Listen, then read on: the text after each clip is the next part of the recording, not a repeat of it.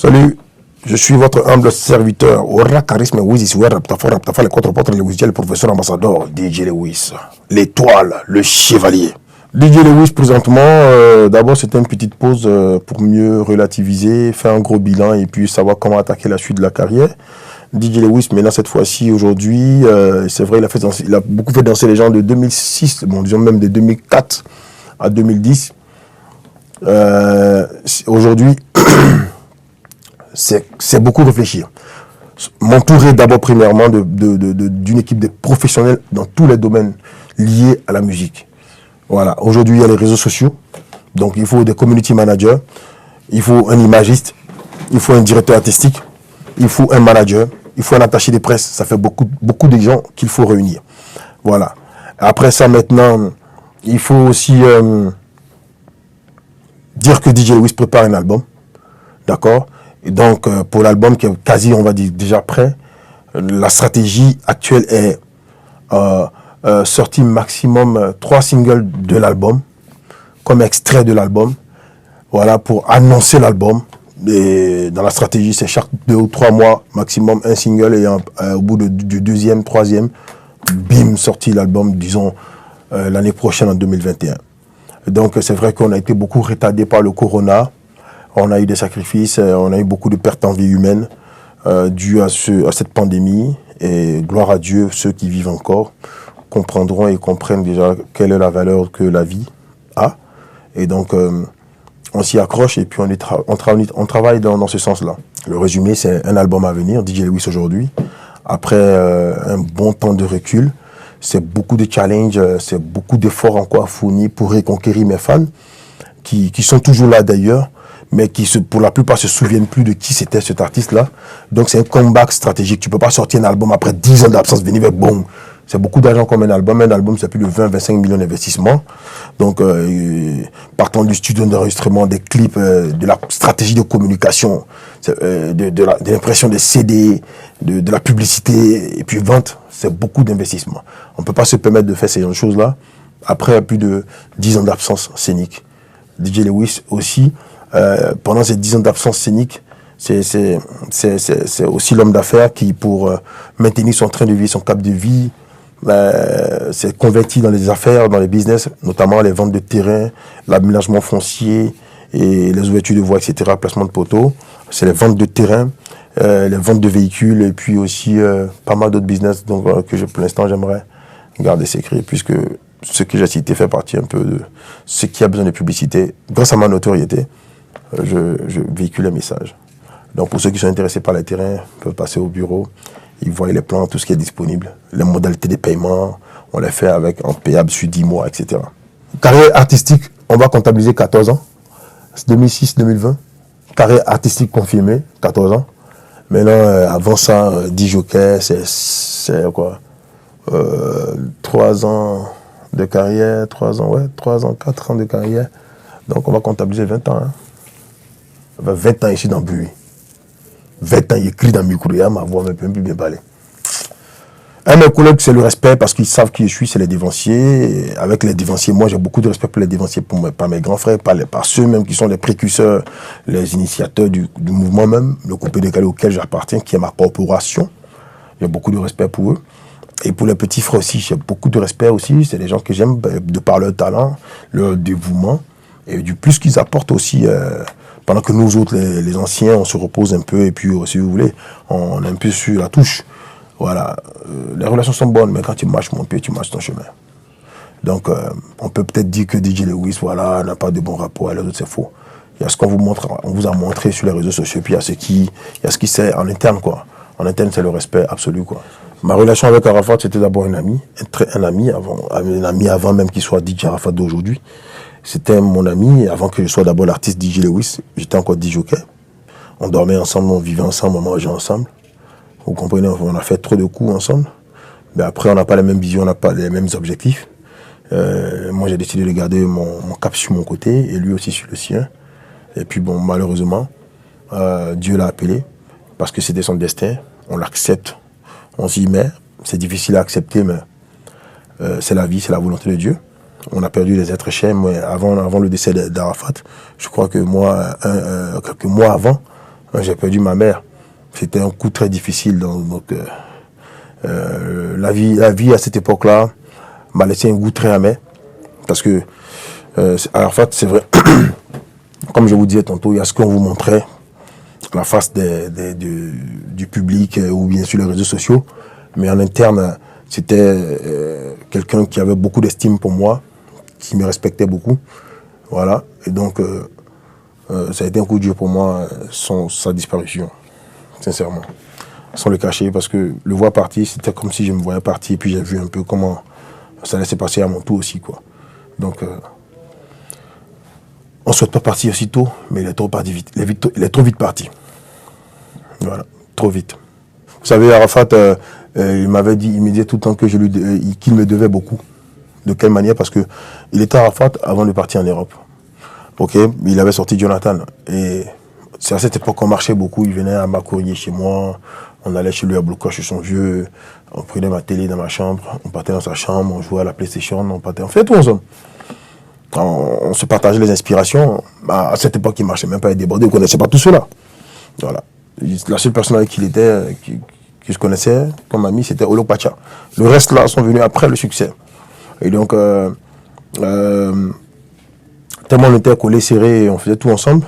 On s'est retrouvés ensemble, promis de travailler à Marco Gazoa grâce à Vecchio Dilinga et Barat Bouvalessa qui m'avait préalablement promis, enfin supplié, je ne vais pas dire supplié, mais qui m'avait approché en me disant: petit, ne travaille nulle part parce que j'aime bien ta manière de travailler, je vais ouvrir un grand maquis plus tard qui sera le Marco Gazoa où tu vas venir travailler avec moi. Et donc, malheureusement, au moment venu, Arafat est parti en Europe pour sa tournée, et encore 2 fois malheureusement, il est resté là-bas.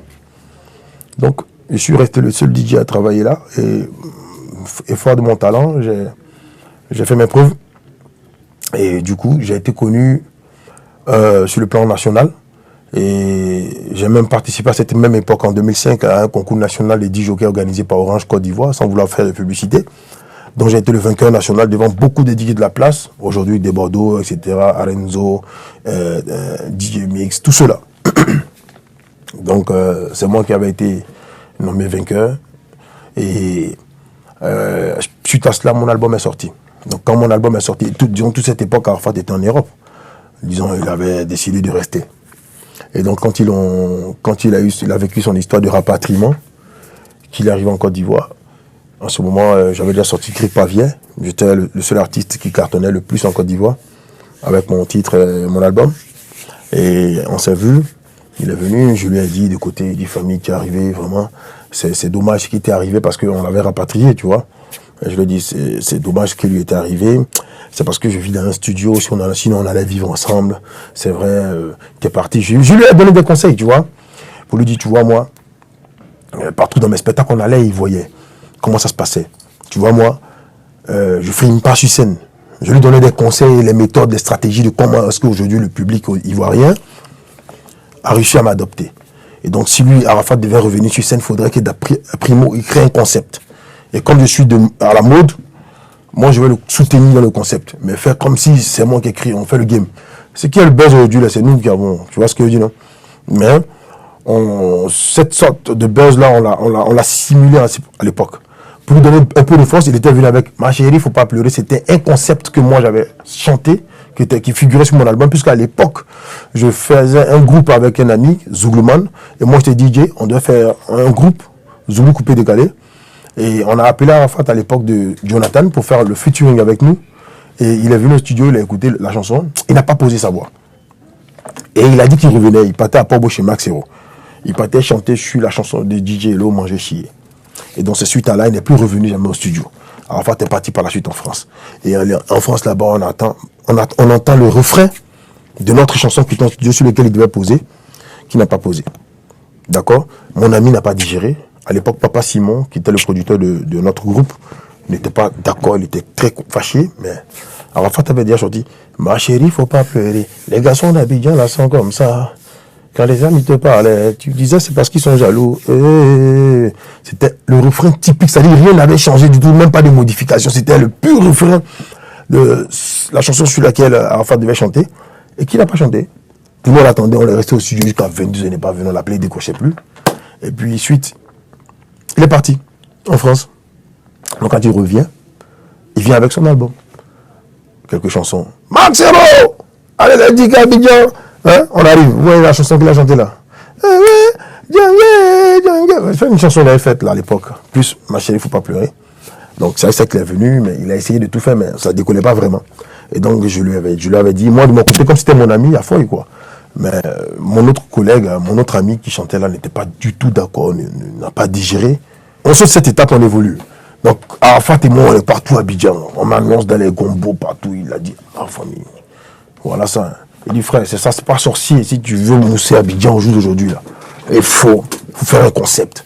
Et puis il faut danser. Arrête ta manière de danser. Il faut danser. Si tu ne peux pas danser, prends des danseurs. Donc si tu veux, en gros, je l'ai un peu orienté. Donc, quand Arafat a eu son succès, et moi aussi, au moment de, tu vois, quand mon moment un peu timide est arrivé, à partir de 2010, 11, 12, 13, voilà, à partir de 2011, à chaque fois qu'il me voit, il me disait, ah, Lewis, toi tu veux plus chanter, voilà, Lewis, viens, on va faire un featuring, c'est moi sur les pétés debout, tu vois un peu, non? C'est moi sur les pétés debout, c'est moi les pétés debout, viens, on va faire un featuring, tu te rappelles? À mon tour, quand je suis venu, tu m'as aidé, tu vois un peu, non? Quand je suis arrivé de France, tu m'as aidé, tu m'as dit de faire un concept, j'ai fait Pango, tu m'as soutenu, après toi, beaucoup de gars ont repris Pango, grâce à toi, tu vois? Ça m'a donné de la force, donc je pense que je te dois ça. Ça, c'est ce que lui et moi, on s'est dit, mon frère. Il m'a dit, je te dois ça, donc viens, on fait un featuring, ça, t'es debout, tu as besoin de ça. Viens, si tu veux, on y va tout de suite. Non, c'est comme ça, ce jour-là, on s'est pris à la RTI. Il m'a dit, arrête, Chéné, c'est ton fils, prends-le, donne-lui quelque chose. Moi, il te demandait, tu es mon ami, allons chez moi, on fait le son. C'est comme ça qu'on a fait la chanson Roma. Et donc, pendant la période où on enregistrait, pendant la période où on devait faire la promo, on marchait ensemble, on faisait tout ensemble. Mais pour ce qui est de payer la chanson, c'était moi, de mes propres poches. Pour ce qui est de payer le réalisateur du clip, à l'époque c'était Mola que j'ai payé, puisqu'il avait sa propre structure de montage lorsqu'il était directeur à Trace. Donc Mola peut en témoigner. C'est pas Arafat qui a payé quoi que ce soit. C'était un featuring, et donc une collaboration qui nous obligeait d'être ensemble un peu partout. Voilà, mais chose qu'on n'a pas pu faire réellement et concrètement. Et suite, moi je suis parti en Amérique, puisque à l'époque ma femme était enceinte. Il fallait rester auprès d'elle et tout. Donc, il n'y a pas vraiment que DJ Lewis et de l'aérogang. En plus, même si je suis de l'aérogang, ça fait quoi? C'est les humains, hein? C'est pas des extraterrestres. Voilà. Le premier clash du coupé décalé, c'est Arafat et puis Lewis, c'est vrai. Ça date de 2009. Moi, il était gagné ce jour-là. Il ne peut pas me contrôler. Quelque part, je veux dire on peut dire que c'est moi qui a commencé. Mais c'est parti d'un fait, hein, tu vois, parce que j'ai été victime des mauvais promoteurs de spectacles qui m'a dupé, qui m'a dit qu'il ne pouvait pas me payer mon avance lorsque j'étais à Marseille pour venir en Italie pour un concert. On est tombé d'accord sur les cachets et tout. Et il a dit non, que les artistes du coupé les calés, lui, vraiment, il ne peut pas payer avance. On est tombé d'accord sur les cachets. Tout si moi, il arrive en Italie, à Rome, il va me payer ensuite, qu'il ne peut pas payer avant. Parce qu'il a mentionné le nom d'Arafat, qui lui avait fait ça déjà. Donc, il y avait deux choix, soit de partir, soit laisser. Mes champions, c'est Pierre. Je suis allé. Et j'ai fini de chanter. Le gars est rentré en brousse. Il a fui. Ça m'a laissé un mauvais souvenir, quoi. Donc, quand je suis rentré à Marseille, j'ai dit c'était pas bien et tout, etc. Et puis, dans la même foulée aussi, Arafat, à l'époque, avait fait un accident où il accusait les gens de vouloir le tuer. Et des rumeurs comme quoi que il en faisait partie, quoi. Donc j'ai pas du tout digéré ça. Et donc un jour on était en train de s'amuser en freestyle. Donc je disais ton accident de moto, ça t'a pas bien chicoté, des trucs comme ça, c'est moi, il y a tes beautés, des trucs comme ça. Donc il a vu ça, il a fait de la récupération pour mieux se positionner. Donc si tu veux, en gros c'était une stratégie de positionnement. Voilà, et qui a continué, qui est resté comme sa seconde stratégie de positionnement. Voilà, c'est parti de tout ça. C'était ça, ce que vous appelez un clash là. Mais après, on s'est expliqué à Paris. Moula était soit le médiateur, parce que quand j'ai vu la vidéo, moi j'ai voulu en découdre. Hein. J'ai dit que, il dit que Paris c'est chez lui, mais moi je m'en fous s'il veut encore les milliers de wesh, mais bon. Partout où il est, moi il est rentré là-bas, quoi. Si les garçons ont comme dans sa position, bon. Chose qui n'a jamais été faite. C'est ça qu'il a eu peur. Il a dit à Moula de m'appeler derrière. Moula a appelé pour essayer de faire la médiation. Et puis c'est passé, quoi. Mais en fait, ce que moi, j'avais pas apprécié, c'était que il allait sur les réseaux sociaux, puis mentir, dire des choses qui n'étaient pas vraies. Liées au Shanghai, où je travaillais, que je sautais femme des gens, des trucs comme ça. Moi, c'est des choses que je crains de toute mon existence. Femme mariée, qui a une bague au doigt, sortie avec elle. Dieu se sait, et mon staff sait combien d'opportunités de ce genre que j'ai eu, que j'ai décliné. Parce que mon éducation ne me permet pas ça. D'abord spirituellement. En tout cas, ça, culturellement, je suis calé sur ce niveau-là. Je suis très cultivé à ce niveau, comprendre que une femme qui est mariée n'est pas une femme à qui il faut faire des avances. La Bible, le Coran ne le conçoit pas, Dieu ne le conçoit pas, même encore les esprits de la terre ne le conçoivent pas. Donc, je ne peux pas aller me mettre... Donc, je n'ai pas apprécié, je n'ai pas digéré ce côté-là. Depuis ce jour, j'ai décidé de ne plus avoir affaire parce que c'est la cruauté, plus cruauté. C'est tellement que tu es assoiffé de quelque chose, tu es assoiffé de la vie de quelqu'un, tu veux vivre comme lui, tu veux être comme lui. Pour le descendre, décourager ses fans, tu vas dire des choses qui ne sont même pas vraies à son encontre, rien que pour quel motif. Je n'ai pas du tout digéré ça. Et donc, c'est resté comme ça. Donc, quand il est quelque part, moi, je pouvais être à droite. Parce que s'il a marché sur mon pied, ça va se gâter, puis l'Afrique va entendre ça. Donc, j'avais pas envie d'être ce bad gars-là. Alors que moi, je connaissais mon ami. Non, ses méthodes étaient malsaines. Et moi, même quand on marchait ensemble, il avait des comportements vis-à-vis de l'Okbacha, de rabais, tu vois, non? C'est tout ça là pour lequel moi j'ai pas trop aimé marcher à lui. Il était très jeune, c'est vrai. En fait, c'est quelqu'un de très généreux, très très gentil. Ça, je le confirme. Il aimait beaucoup l'homme, mais pour si peu, il peut te rabaisser, tu vois, non? Et donc moi, à chaque fois, moi, je voulais toujours mimer sa figure, quoi, tu vois, non? Il ne supporte pas. Bon, c'est ton ami, il mousse. Tu n'as pas venu le taper devant les gens. Donc, et puis, en plus, c'est mon petit frère. Tu vois, non? Donc, il a préféré mieux rester dans mon coin. Moi, quand tu me frustres une fois, deux fois, il reste dans mon coin. Tu vois un peu, non? Il préfère éviter ça. Bon. Je ne suis pas un arriviste. Je ne suis pas aussi un poltron. Je ne suis pas un suiveur. Si tu marches chez moi, c'est parce qu'en moi, tu as quelque chose qui t'intéresse. Et en fait, c'était ça. Quand tu es talentueux, il s'accroche à toi pour que vous fassiez équipe ensemble. Ça a été le cas pour des Bordeaux. Vous voyez, non? Voilà. Pour ne pas qu'on vous compare ensemble, quoi. Voilà, c'est un peu ça. Et puis aussi, je peux dire aussi, c'est dû aussi à sa façon d'aimer l'homme, parce qu'il aimait beaucoup les gens. Il n'aimait pas être seul, il aimait beaucoup être accompagné. Voilà pourquoi on voyait toute cette troupe de personnes-là autour de lui. Ça, c'est sa nature, sa seconde nature. Mais l'autre nature que j'aimais pas, c'était le côté rabais, là. Il s'en fout, il a son grand frère, il a son petit frère, il s'en fout. Quand il est fâché devant les gens, oui, ça, je supportais pas ça du tout. C'est sa seconde nature, là, que j'aimais pas. Impulsif à un niveau où il ne peut pas contrôler, non, je peux pas. Donc, j'ai préféré garder mes distances. Tu vois, non? Mais très bon ami. Je me rappelle au Père, quand j'habitais, il était juste derrière moi, dans le studio du groupe Zogang, de son papa là-bas. C'est là-bas qu'il vivait, en 2009-2008. À chaque fois qu'Arafat passe, quand il voit ma voiture garée en bas, il descend. Et puis, ouais, maudit là, il vient rentrer dans ma chambre, tout ça. Tu vois, non? C'est la famille, tu vois un peu, non? C'était vraiment la famille. Mais après aussi, il y a des gens, hein, tu vois, non? Quand les gens rentrent, on se dit, oh, Lewis, il fait comme s'il faut faire aussi, tu vois, non? Les gens vous mettent des esprits de concurrence, alors que lui et moi, il n'y avait jamais ça. Mais comme j'ai dit, principalement, moi, j'ai pris mes distances par rapport à son petit comportement. Ceux qui ont marché à lui savent de quoi il parle. Voilà, c'est tout. Sinon, c'était quelqu'un de très bien humain, généreux surtout, ça, il n'y a rien à dire. Moi, je pense que le niveau du coupé décalé, c'est pas trop ça. Depuis qu'Arafat n'est plus là, c'est plus trop ça. Tout laisse à croire et porte à voir réellement que ce qu'il disait, hein, le qui ne plus là, le coupé décalé ne sera pas ce que c'est aujourd'hui, c'est pas faux. Parce qu'il avait une certaine audace, une certaine rage de vaincre, hein, que beaucoup aujourd'hui n'ont pas. Il était très très actif, tu vois, que beaucoup n'ont pas. Tu vois, donc ça fait que le coupé décalé, il y a un gros vide. Tu vois. Mais bon, quelque part aussi, il a contribué aussi à nous tous nous éteindre. Il dit, mais nous éteindre tous.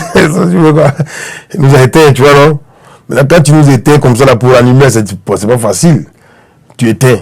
Maintenant, eux-mêmes, donc, quand c'est développé, c'est l'allumer, c'est dur.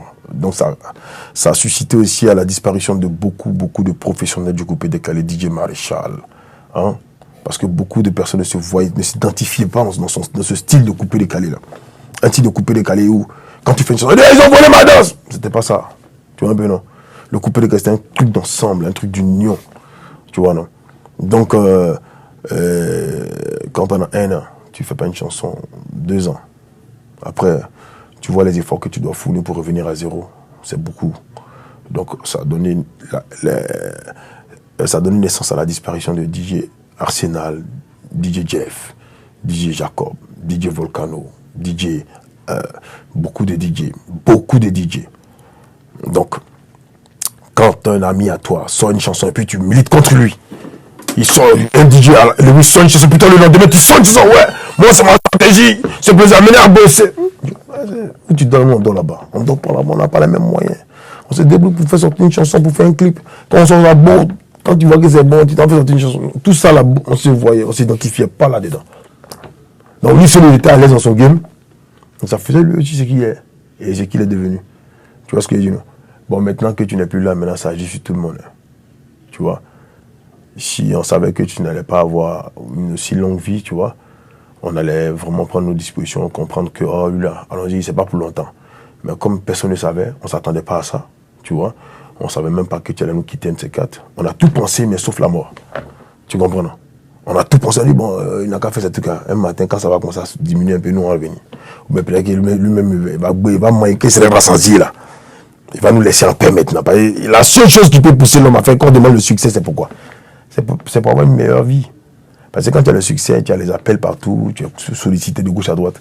Quand tu es bien chargé là, peut-être que c'est ton mec qui a voulu, si c'est ta méthode, ta stratégie, tu nous descends pour demain, plus tard, nous reproduire, pour qu'on dise que tu es le patron. L'humilité possède la gloire. On attend. Déjà, c'était pour que ce monsieur-là nous quitte comme ça. Donc, je veux dire qu'il y a un gros vide. Les jeunes frères Ariel Chini et consorts, ils font tant bien que mal qu'ils peuvent. Kedjivara garde le cap depuis l'époque. Il y a qui encore?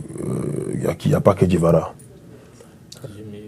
Ouais, DJ Mix aussi, tu vois, mais c'est pas beaucoup. Le coupé de Calais, c'était multitude de personnes, tu vois. Il y a tout lui qui achetait. Tout ouais, DJ Mensa, tu vois, tous ceux ont disparu parce que. Et c'était des mélodies, tu vois, non? Tu as Eskeli, Eskeli, ben la référence, les meilleurs featuring, ma copine, Pata, tu vois. Glissement, Yobi, trop de choses. Après 2008, là, quand le monsieur est venu, là, sa méthode, sa stratégie, là, n'allait pas à tout le monde. C'était des conflits, tu vois, non, des insultes, des injures dans lesquelles on ne voulait même pas s'identifier. Tu vois. La seule personne qui était prête à répondre, allait faire le game à lui. Et c'était des Bordeaux. C'est les deux qui faisaient le game. Donc, c'est comme si c'était que les deux qui avaient le coupé des calambres. Aujourd'hui, Arafat n'est plus là. Ouais, un peu des Bordeaux, c'est plus trop. Ouais, non. C'est comme si Arafat était une source de motivation, d'inspiration pour lui. Quand il fait, il avait une autre force intérieure. Alors qu'il a cette capacité-là, ce talent encore de revenir. Mais on espère que tout va redevenir comme avant. Parce que moi, personnellement, je pense que moi, de mon niveau à mon niveau, les moyens que je voulais, les conditions que je voulais en tant qu'artiste dans lesquelles je voulais me pour pouvoir rechanter sont déjà là. Voilà. La paix, c'est pour la Côte d'Ivoire. Hein. Sans paix, la Côte d'Ivoire n'existera pas. Donc, c'est le souhait de tous. Les 16 artistes que j'ai réunis pour cette chanson ont bien intervenu. Ça s'est bien passé. La chanson existe sur YouTube. C'est passé, a été relayé par la presse internationale. Dieu merci. Et on veut faire maintenant une caravane nationale pour sensibiliser la population ivoirienne à la paix, qui est très essentielle. Ça suit son coup et on croise les doigts. Que ce soit validé par les autorités, les institutions, pour qu'on ait les fonds de partis en mission à l'intérieur de la Côte d'Ivoire. DJ Lewis c'est basé en Côte d'Ivoire, mais entre la Côte d'Ivoire et les États-Unis. Voilà, domicilié en Côte d'Ivoire, avec sa petite famille, on est rentré depuis un bon certain nombre d'années. Et donc, quand on part, c'est que madame enceinte, quand on revient, c'est qu'elle a fini d'accoucher. Là, maintenant, c'est fini. Et la carrière, c'est ici en Côte d'Ivoire, ça se passe. Si on veut chanter, c'est ici, il faut rester. Donc, pour l'instant, c'est ici qu'on est. Les enfants, peut-être on va reprendre le cap vers là-bas. Quand les enfants vont atteindre l'âge de l'université. Mais actuellement, ils sont encore young. On a décidé de grandir ici nos enfants et éduquer nos enfants à la culture africaine. Parce que quand les enfants sont là-bas, là, ils deviennent autre chose. Hein. Bim, c'est le dernier single, ça fait partie de la stratégie, je l'ai dit au début de l'émission. Un single extrait de l'album de 14 titres intitulé Maturité. Voilà. Maturité. 14 titres qui arrivent bientôt. Moitié de l'année prochaine, 2021. Et donc la stratégie, c'est un single minimum chaque 3 mois. J'ai sorti Bim. Et là, c'est Apuchu featuring Fior de Bior. DJ Lewis, Fior de Bior. Pour ce mois-là. Affaire à suivre. Sur I Love Coupé Décalé. Abonnez-vous à DJ Lewis officiel Instagram, Facebook. J'ai besoin de vous plus que jamais. Ceux qui ont cru en moi, ceux que j'ai fait danser. Si je l'ai fait une fois, deux fois, c'est que je peux le refaire pour une troisième fois. Je compte sur vous et merci pour tout le soutien que vous m'apportez. Ceux qui me soutiennent, ceux qui sont avec moi, je vous aime. Big up à la team Lewis. La team Lewis. Abonnez-vous à DJ Lewis officiel Instagram, Facebook et surtout YouTube. Donnez-moi beaucoup d'abonnés là-bas, je vous en prie. Relayez mes informations. Cherchez à comprendre, cherchez à écouter DJ Lewis. Ne me jugez pas. Appréciez-moi, encouragez-moi. Je suis un artiste de chez vous et je suis votre patrimoine culturel national. Je suis vous. Donc, on est ensemble.